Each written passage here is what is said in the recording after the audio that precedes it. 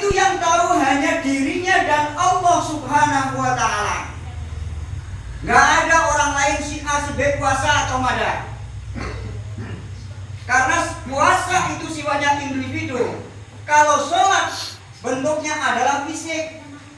Ketika rokok dia nampak, ketika sujud dia nampak, ketika takbir ngangkat tangan nampak.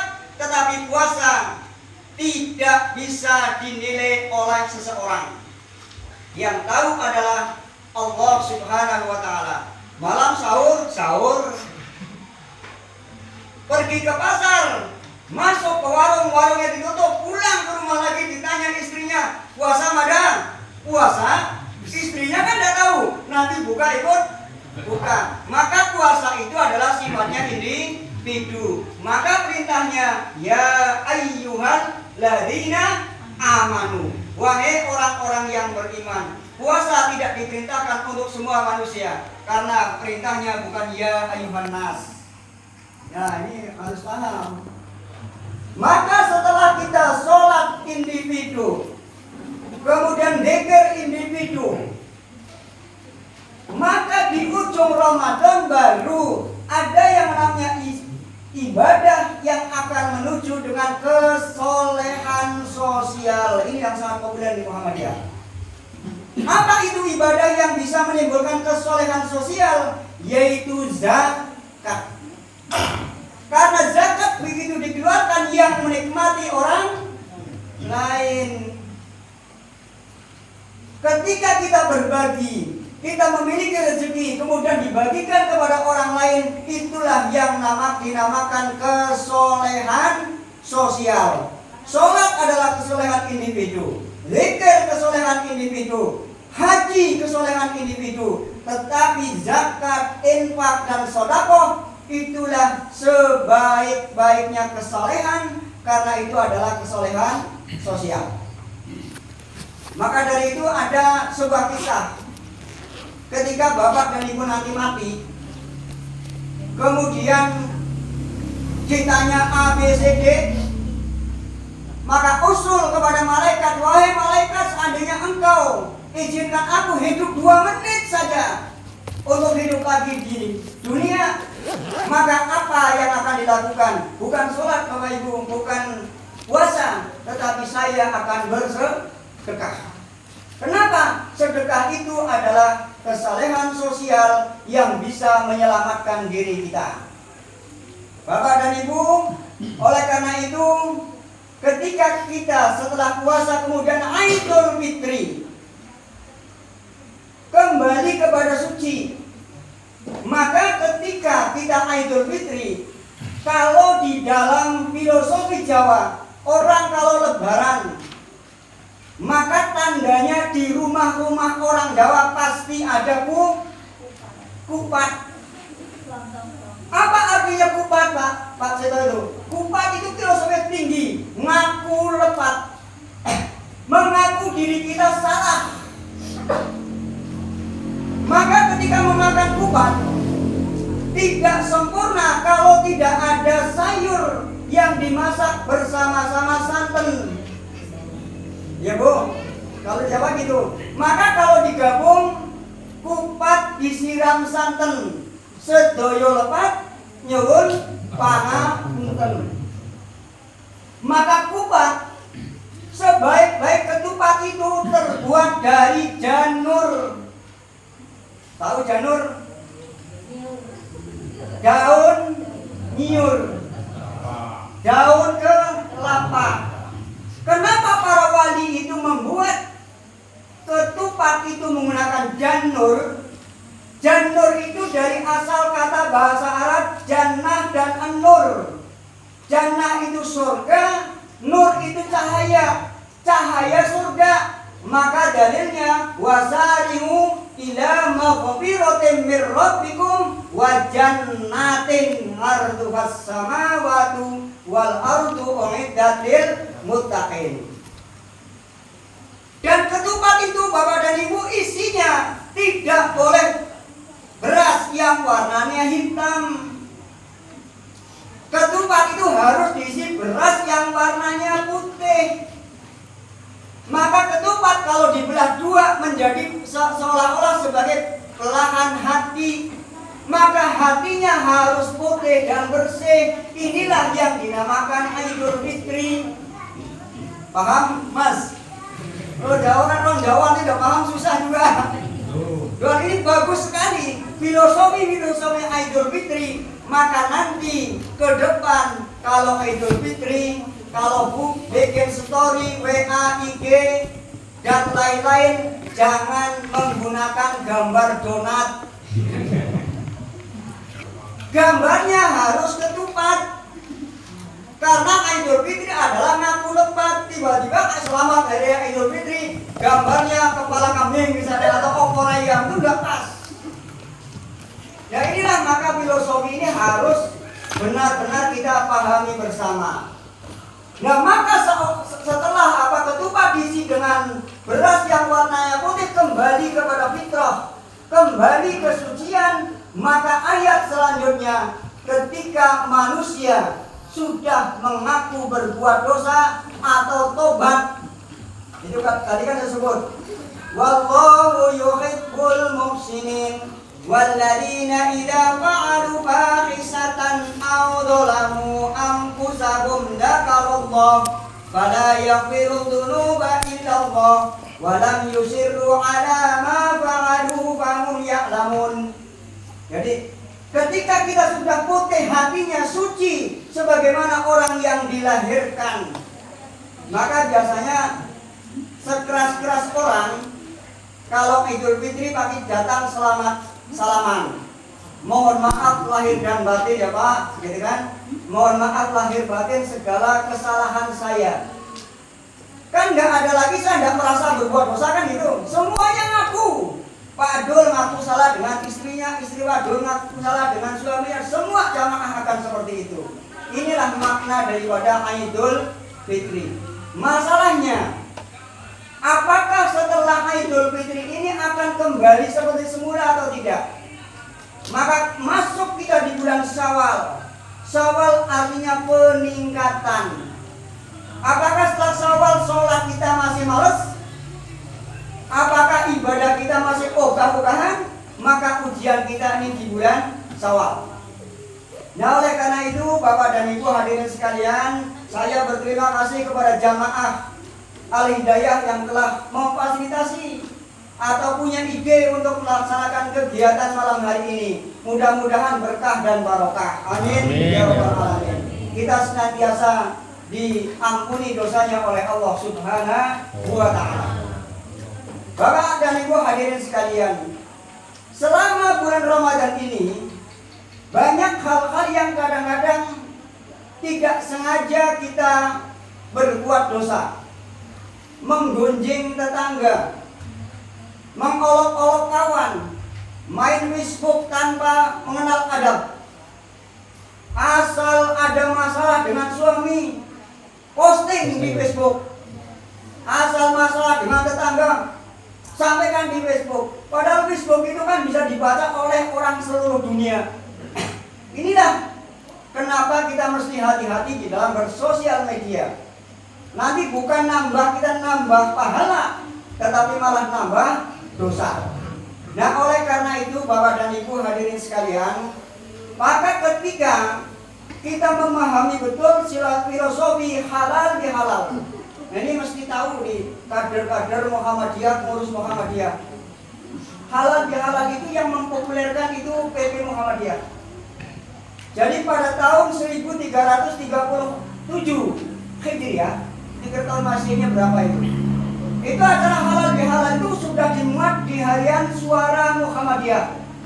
Itu majalah Islam tertua yang satu-satunya mampu bertahan di Indonesia, hanya Suara Muhammadiyah yang lebih 100 tahun umurnya. Itu di situ sudah ada acara halal bihalal. Kemudian orang sini biasa kan nyebutnya Selamat Hari Raya Idul Fitri minal aidin wal faizin. Mohon maaf lahir dan batin. Kira-kira tahu ada itu kira-kira ucapan minal aidin wal faizin itu dari mana dia asalnya? Nah ini kadang-kadang orang Indonesia itu suka melakukan sesuatu yang tidak tahu. Jadi minal aidin wal faizin itu adalah doa yang ditulis oleh Safruddin Al-Huli namanya, seorang penyair dari Andalusia, Spanyol. Jadi minal aidin wal faidin, semoga kita kembali kepada kesucian dan mudah-mudahan kita menjadi orang yang menang. Itu minal aidin wal faidin. Tetapi sunnahnya yang sesuai dengan hadis, ketika kita mengucapkan selamat Idul Fitri, doanya adalah kita berdoa taqabbalallahu minna wa minkum. Itu yang ada sunnahnya. Kalau yang minal aidin wal faizin itu dari Saifuddin Al-Huli, penyair dari Andalusia, Spanyol.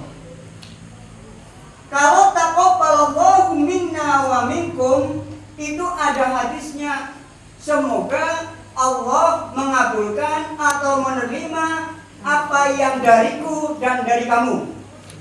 Apa yang diterima?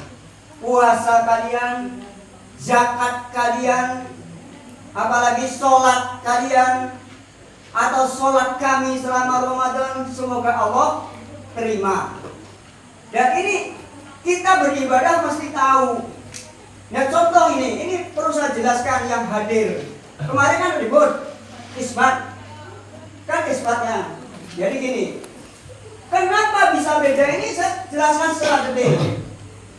Dasarnya adalah ketika Kementerian Agama dasarnya begini. Sumu li ru'yatihi wa aftiru li ru'yatihi, itu teks hadisnya bunyinya kayak gitu. Berpuasalah manakala kamu melihat bulan, dan berbukalah kalian manakala kamu melihat bulan. Itu teks hadisnya. Tetapi Rasulullah itu tidak menjelaskan melihatnya harus pakai mata atau bagaimana.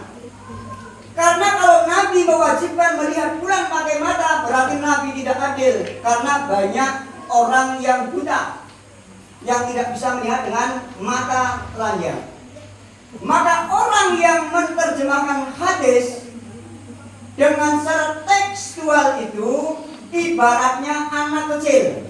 Tahu anak kecil? Misal ini, di situ ada tulisan dilarang kencing di sini. Misal ini bahasa anak kecil. Maka anak kecil itu kalau tulisannya di atas pintu, dia tidak kencing di situ, kemudian kencing di sana, di sebelah sana. Lalu macam masih di dalam ini. Dek, kenapa kencing di situ? Yang dilarang kan di situ. Karena teks tulisan dilarang kencing itu cuma di atas pintu. Di sini ada tulisannya. Inilah penerjemahan tekstual sesuai dengan teks.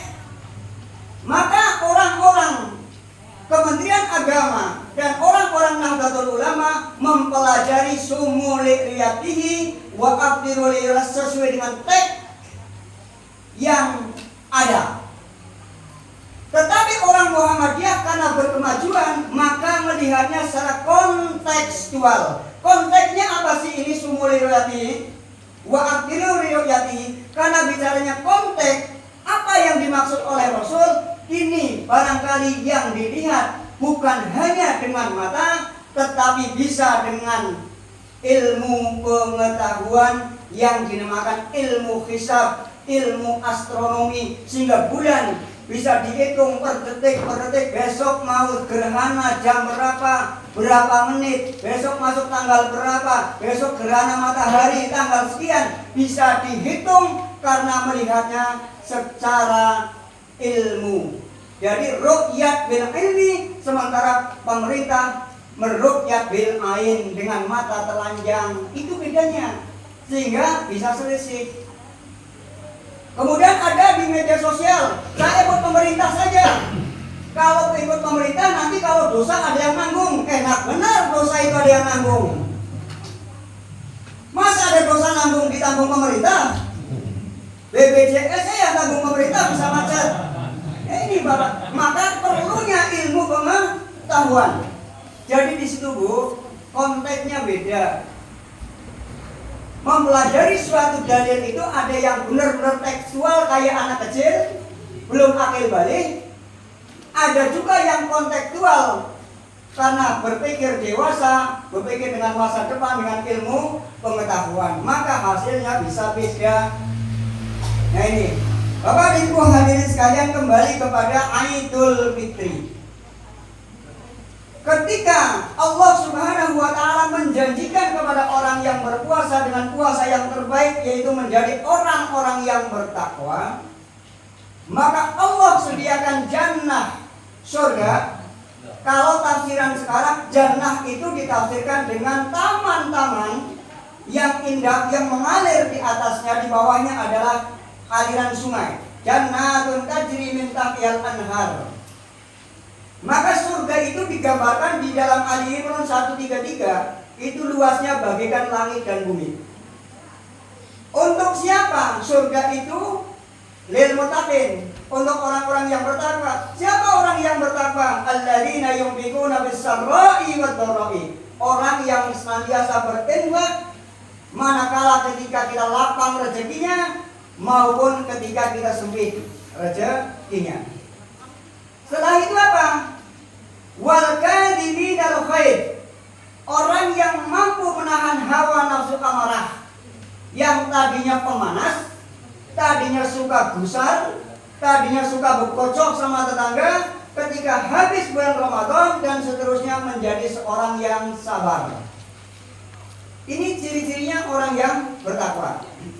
Nah, yang paling berat ini yang ketiga, wal 'afina 'anil nas, memberikan maaf kepada sesama manusia. Berapapun dosanya, Allah itu Maha Pengampun. Tapi kadang-kadang kita ini sebagai manusia sulit sekali untuk memaafkan orang lain. Saya alhamdulillah beberapa hari ini kan banyak kedatangan tamu. Di antara tamu yang hadir ada sebuah cerita yang sangat menarik dan saya agak terkejut cerita ini. Jadi ada anaknya, ini tamu ini cerita, ada anaknya pas hari Lebaran hari kedua atau hari ketiga di Muhammadiyah. Berarti hari kedua kan hari Ahad. Hari Ahad itu sebenarnya waktunya untuk bersilaturahim, baik itu ke gurunya, kepada tetangga terdekat, kepada keluarganya, kepada mertua, orang tuanya. Tetapi di hari kedua sudah ke batu jatuh. Ada yang kayak gitu kan? Ada kan? Orang tuanya sampai nanya, nak, berapa banyak sih dosa kamu di batu jatuh sehingga hari kedua kau tinggalkan silaturahim kepada tetangganya, mengejar ke batu jatuh dulu. Berapa banyak dosamu di sana?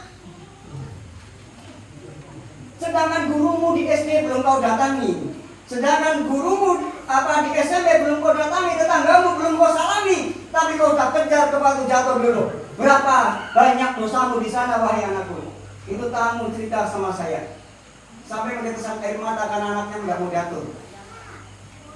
Ini perlu direnungkan bersama. Boleh kita healing, boleh, tetapi gurunya diingat, tetangganya diingat, adik beradiknya diingat dulu, baru ke batu jatuh. Karena di batu tidak ada dosa kita di sana. Tidak ada perbuatan apapun di sana yang bermanfaat bagi kita.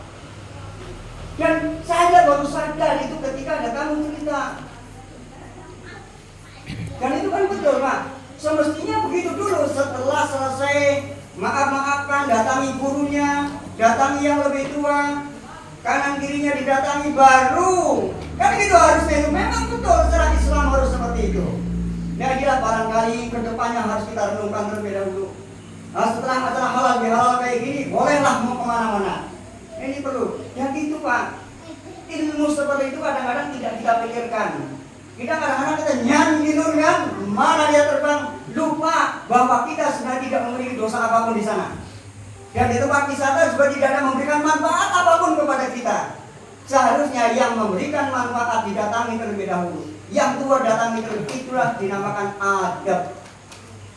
Nah, ini penting. Termasuk diantaranya Bapak dan Ibu, jika yang akan datang ada beda-beda di dalam penentuan Idul Fitri, puasa Ramadan, bayar heboh. Karena wajar, suatu hal yang wajar. Dulu, dari zaman dulu ini saya ceritakan, para ulama sekelas Imam Hanafi, Imam Malik, Imam Syafi'i saja, ketika menerjemahkan sumul liroyati wa abdil liroyati beda pendapat. Imam Abu Hanifah, Imam Malik, Imam Hambali mengatakan ketika di Mekah di suatu tempat sudah terlihat bulan maka berlaku di seluruh dunia, gitu. Tetapi kata Imam Syafi'i nggak bisa. Imam Syafi'i nggak mau, nggak bisa. Karena menurut Imam Syafi'i untuk memberikan kabar bahwa hari ini puasa atau lebaran, kemampuan kuda dulu kan alat transportasi yang paling hebat cuma kuda. Kemampuan kuda untuk menyampaikan berita satu hari satu malam tanpa istirahat hanya 120 km.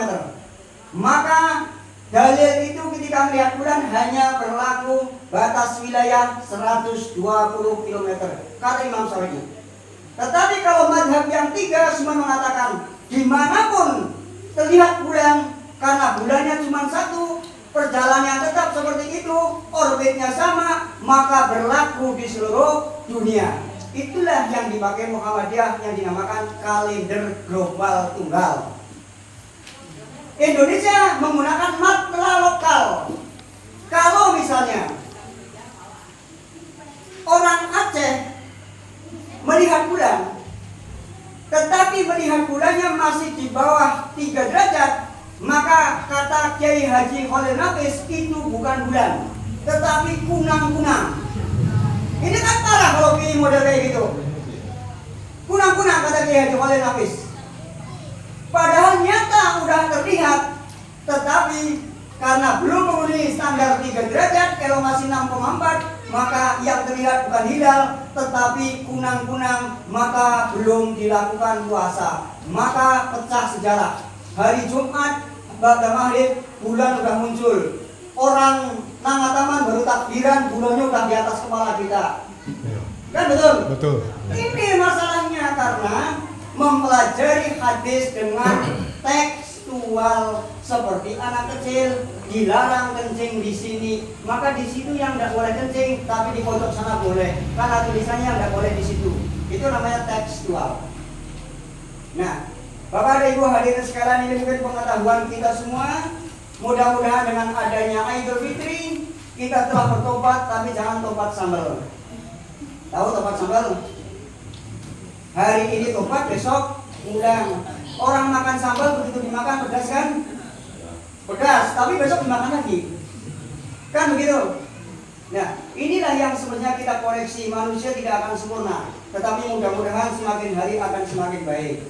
Termasuk diantaranya kelak di kemudian hari musola kita, musola Al-Hidayah adalah musola yang penuh dengan barokah, bukan hanya sekedar jamaah sholat, tetapi jamaah warga, jamaah orang Islam yang ada di Desa Lubuk Tajo dan sekitarnya.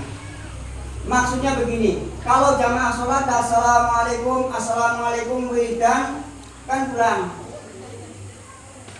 Kemudian masjid itu tidak ada manfaatnya apa-apa, tidak bisa memberikan kontribusi kepada jamaah.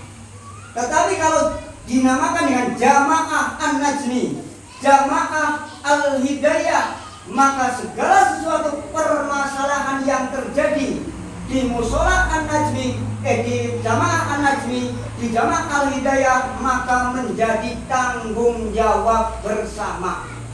Misal ada jamaah di Al-Hidayah yang sakit, maka biasakan langsung saya turunan untuk membantu jamaah.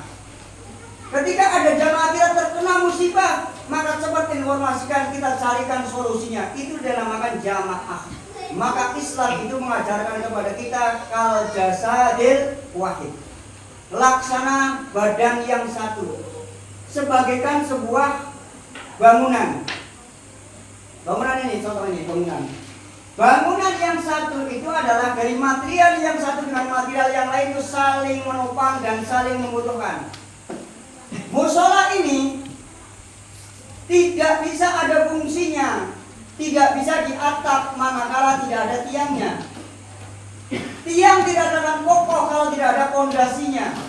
Sudah di atap, kemudian sudah di pondasi, sudah di lantai, tidak akan merasa nyaman kalau tidak ada pintu dan jendelanya. Kalau tutup semua bagaimana cara masuknya? Kemudian udah ada pintu, ada jendela, tidak ada apa ini namanya sajadahnya, maka tidak nyaman kita beribadah. Sudah ada semua, ketika kita masuk panas tanpa adanya kipas angin, maka juga tidak sempurna. Maka satu dengan yang lain saling memerlukan, saling membutuhkan, semuanya tidak ada yang lebih penting. Semuanya penting. Itulah namanya Islam. Maka Islam adalah dimanapun berada adalah menjadi saudara. Kemudian yang terakhir, Bapak dan Ibu nanti silakan yang ibu-ibu dengan ibu jabat tangan. Kemudian yang laki-laki sama laki-laki berjabat tangan, saling maaf-maafahan satu dengan yang lainnya. Kemudian Syawal peningkatan kita nanti akan menyusun program. Mudah-mudahan program ke depan seperti yang disampaikan oleh Pak Tabib, mudah-mudahan kita akan, khususnya kami di pimpinan cabang Muhammadiyah, bisa memberikan kontribusi yang terbaik. Dan jangan lupa pesan Pak Dul dan kawan-kawan, musola ini sekali lagi jangan seperti lubang kubur. Ketika gali semuanya mau, makainya itu enggak mau. Kalau aku baru makai nunggu 5-6 tahun lagi kan gitu, galinya rame. Tapi nyoba dulu baring di situ enggak mau. Kita enggak mau seperti itu. Ayo musola yang sudah dengan susah payah kita bangun, kita isi. Kita jadikan tempat untuk ngaji, kita jadikan tempat untuk sholat berjamaah, untuk kajian dan lain-lain. Maka isinya kita kajian, jangan cuma ngaji. Ngaji itu bahasa Jawa nih Pak. Wong 10 yang melanga siji, ustadznya yang melanga. Yang ngomong cuma ustadz. Yang sananya diam, ngaji. Wong 10 yang melanga cuma satu, yaitu ustadznya yang pidato, yang ceramahnya. Yang 9 diam karena judulnya ngaji. Tetapi kalau kajian pasti nanti akan tahu, akan dialog. Bagaimana fikih, bagaimana caranya. Maka orang harus, sekali lagi kita harus bicara konteks, jangan cuma bicara teks. Contoh gini, ini yang paling gampang. Ini air ini kan isinya air suci dan mensucikan. Berarti secara hukumnya halal.